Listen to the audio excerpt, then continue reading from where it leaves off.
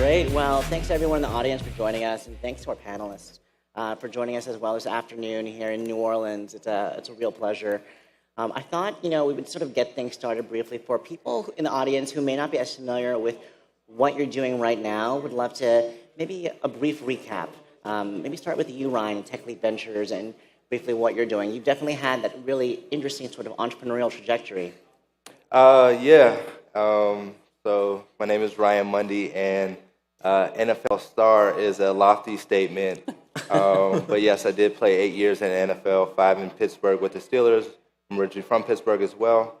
1 in New York with the Giants, and then 2 in Chicago, and retired from the NFL in 2016 and made the transition into early stage venture capital, private equity, and now crypto assets and blockchain.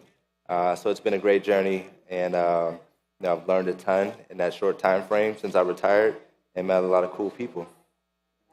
What about yourself, Rosemary? My name is Rosemary Ryan. I started out in the advertising business as a strategist and then moved on to be the president of an independent agency called Kirschenbaum and then president of a global agency called Taylor Thompson in New York and then North America. And about, 8 years ago, decided that advertising was really not the kind of future of business and brands. And so jumped out to start a company called Co-Collective where we get clear about what the story for the company is, but rather than turning that into communications, we kind of build that story into their products, into their services, into their experiences. Right. And last but certainly not least, Chris, we have you from Shazam. I imagine a good number of people in the audience either are very familiar with Shazam or have Shazam on their phones, but maybe catch us up on the last year for you and how Shazam is doing. Okay, so Shazam started actually 18 years ago. We started the company in London, and I've been serving on the board most recently. So after starting Shazam 4 years later, I went to Google for 8 years, and then to Dropbox for 4 years. And the last year, probably the biggest thing that's happened with Shazam is that we announced in December that Apple is acquiring Shazam. It's still pending European Union regulatory approval to finalize the deal, but it's pretty exciting to be part of the Apple family. Great. I admire each one of you because each one of you have taken pretty unique, challenging trajectories. You sort of blazed your own trails, so to speak. And you're clearly doing very, very well. I'd probably say question for each one of you is what has been the biggest learning you've probably had, in your current venture? For example, Brian, we could start with you. Why did you, after 8 seasons in the NFL, why make the transition into, investing at Techlete Ventures? Well, quite frankly, I didn't want to run into people for a living anymore. Football is a violent game, but, I always thought that there was more to life than what I did. And my rookie year, Mike Tomlin, my coach, said something very profound that resonated with me. He said, football it's not who you are, it's just what you do. And I really resonated with that. Like, okay, yes, I play football, but I am more than a football player. And once I came to the back end of my career, I started exploring and learning about the world outside of a stadium. And I let that curiosity drive me and take risks and venture out from the traditional path of, once a guy or a gal athlete ends their career, there's a model that says, well, you should go coach in your respective athletic field, or you should go on TV and talk about whatever sport that you play. And that's fine if that's what you want to do, but for me, I wanted a new challenge. I wanted a new adventure. I wanted to explore. I wanted to learn about the world and use the intrinsic value that I built up that allowed me to have a sustainable athletic career, use that and repurpose it into new ventures, and that's why I started Techlete. Got it. And Rosemarie, talk more about earlier, when you were describing Co-Collective, you mentioned that several years ago you transitioned out of traditional advertising because, frankly, it seemed like it was broken. Yeah. Talk more about that transition and what you've learned. So it's really interesting because when new clients started coming to us, they really wanted us to do for them what I'd been doing before. So they really wanted advertising to be the answer.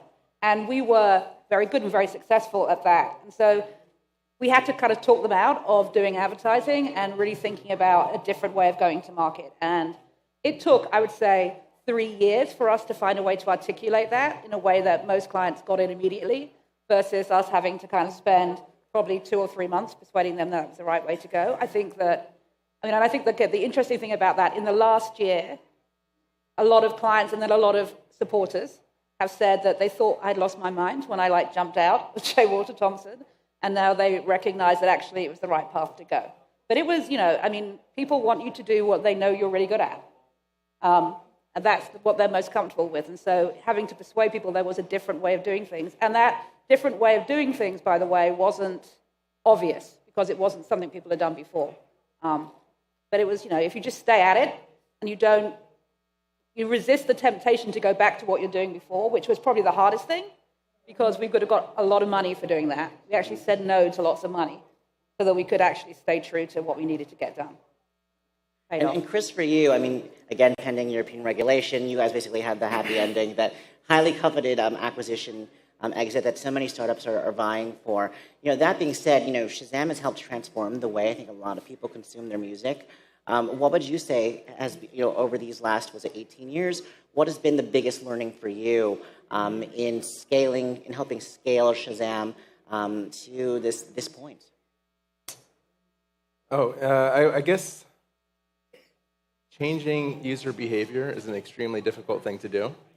That was probably the biggest learning, both from the early days of Shazam, when we found it very hard to get users since we launched years before there were smartphones.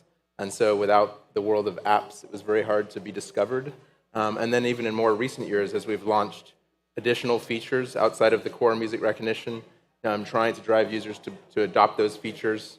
Similarly, I saw challenges like that at Google and Dropbox, where many products were launched that were not the core original product, and they, in many cases, never achieved the consumer adoption that they were hoping for. So I think that's probably the greatest learning, is just how hard it is to change user behavior.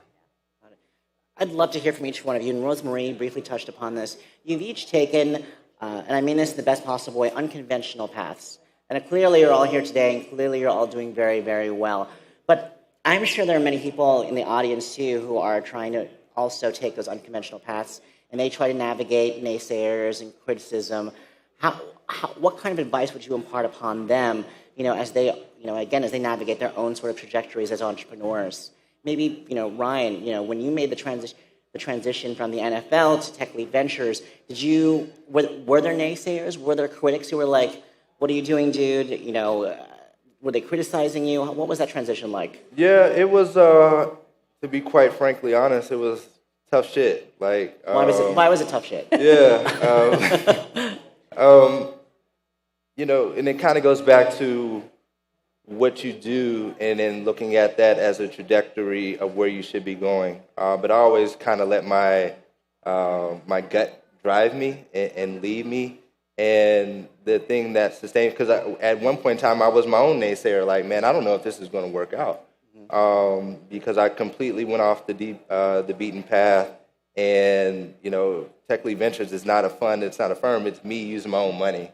So you talk about risk taking, like, I got a wife, I got kids, and my wife is always nagging me and stuff like that. But that was the type of experience that I think hardened me and invested me, and allowed me to really commit and say, well, I have to do this. I have to learn about valuations. I have to learn about term sheets. I have to learn about crypto, and I have to understand blockchain.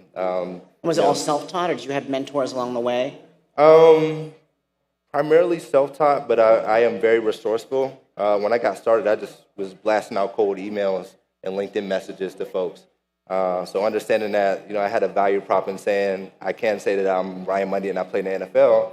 Well, people are going to open that email, and people are going to respond to that email, and they'll have a coffee with me. So figuring out how to leverage that, and then, but also when I met with those folks, bringing some substance, and also understanding that, you may want to talk to me about a Super Bowl or Jay Cutler or whatever, but there needs to be a pivot in that conversation where we get down to where I can learn and experience and hopefully deliver value to you, and just continue to grow. For Rosemarie and for Chris, talk more about, navigating criticism on your ends. I guess, I think you need to be really passionate about where you think the end goal is, kind of what it is you want to see happen in the world. I think you have to be flexible about how you get there, because your first instinct might not always be the right one. And so bringing people along with you, and in my case, changing perception and people what they believed you could do is a journey. It takes time.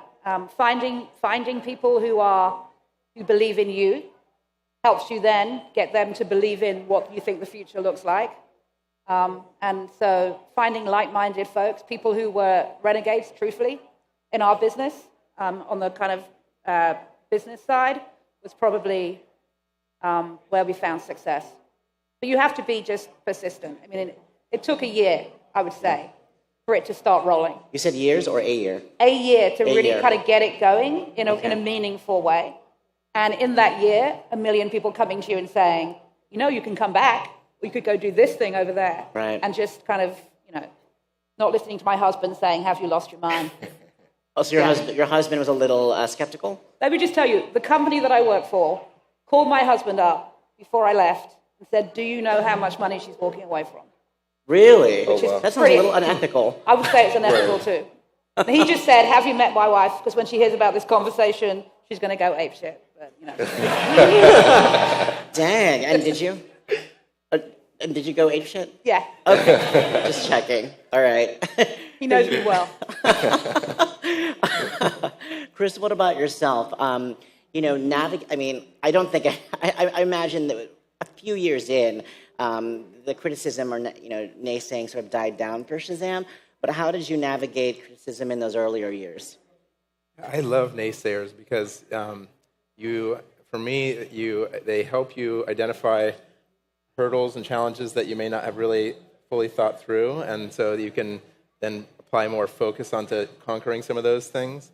And then I find them extremely motivating because I feel like it gives me something to try to disprove. One example was in the early days of Shazam, we pitched the concept, and a venture capitalist said, I don't see why anyone would ever use this product. I said, oh yeah, well, let's go out into your back office there and just ask everyone sitting at the desks if they would use this. I have to admit that years later, when we were, and this is many years later, but when we were in the top ranked apps, I did reach back out to that venture capitalist and I just have to say, it turns out people will use this product. That's awesome. And that was great. That was very motivating. And we actually had a good laugh about it. And he came and we had lunch and talked about how you never really know how things are going to turn out. But yeah. So naysayers. I mean, even in the early days of Shazam, we had to. I mean, there was no technology to identify music, and because of the ambient noise, it was considered an impossible problem. So even all the professors and PhDs in digital signal processing from MIT, Stanford, and Berkeley all said this is impossible. And so that they were naysayers. Actually, my own co-founder, whose job was to invent the technology, he had 4 degrees from Stanford in signal processing, and he didn't think it was possible. So that made things hard because he was one of the naysayers. But he's a genius, and he did invent the technology. So I think that naysayers are when you're going after a certain challenge, whatever it may be, whether it's cryptocurrency or a new marketing consultancy, you're going to face people that doubt what you're doing, and I really find that inherently motivating, strangely. Right. I want to take a question from someone in the audience. It's a great question, actually, for all of you. Do you have any major regrets, something you definitely do differently in your own careers? And why?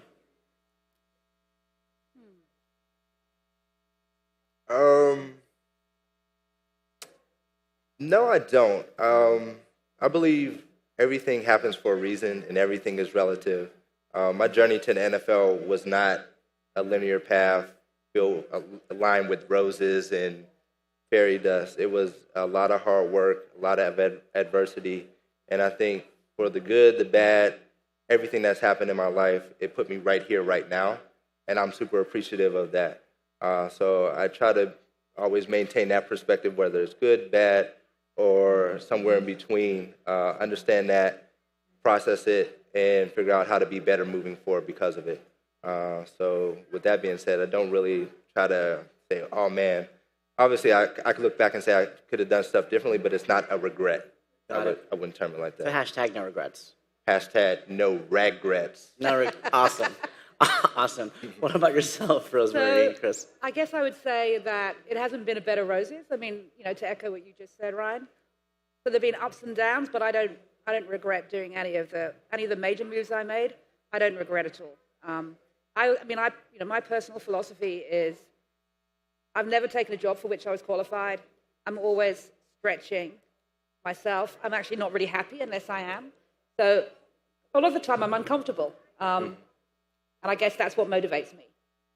Not for everyone, but it is kind of what motivates me. So I'm uncomfortable a lot of the time, and I'm okay with that. What about yourself, Chris? No, I tend to not really have regrets. I think similar to what Ryan said, I think that it's just sort of, I'm just grateful for every experience I've had, and you kind of, it's interesting to see the way that serendipity just leads to new experiences in life. So, well, as we sort of wind things down, what would be the one big piece of advice you would give people in the audience, as they navigate their own careers and blaze their own trails? I would say put in the work. Nothing comes easy, but the best way to, I guess, quote, ensure that you're moving along and making progress is you putting in the work, making sure that you're doing everything possible to put yourself in the best position to succeed. I am all about work, putting in the work, the time, the effort, and doing everything that I possibly can to make sure that, it won't be on me, right? I'm saying that I'm prepared. I'd say kind of jump in with both feet. And yes, there are naysayers, but there are lots of people who want to give you a helping hand. There is a big supportive network out there. People want people to succeed, and kind of trust in that. And I think move forward. So even when you're feeling doubt, make some decisions and move forward, and then pivot if you need to. But don't get kind of stuck in that you don't know what to do space. Just keep moving forward. Last but not least, Chris, what advice would you impart to people in the audience? I would say kind of two things. One is listen to your heart and kind of where because many times you'll analytically kind of come to some conclusion, but your instinct is telling you something different, and it's really important to listen to that because that's often the indication of whether you're really going to feel passionate about what you're doing, either whether it's the status quo of what you're currently doing or pursuing something new. Definitely go with where your passions are taking you. And then the second thing is place a lot of value on the people aspect of it. So whatever the new thing is you're doing, are the people that you're going to be working with, do you have a really, really good feeling about them? Do you really connect with them? Do you really look up to the way they think about things and the way that you collaborate together? Because I think that ends up being a huge determinant of what the ending experience will be like. Right. Well, a big thanks once again to our panelists, to Ryan, to Rosemarie, and Chris. Thanks again for lending your time and your insight this afternoon. Really appreciate it, guys. Thank you.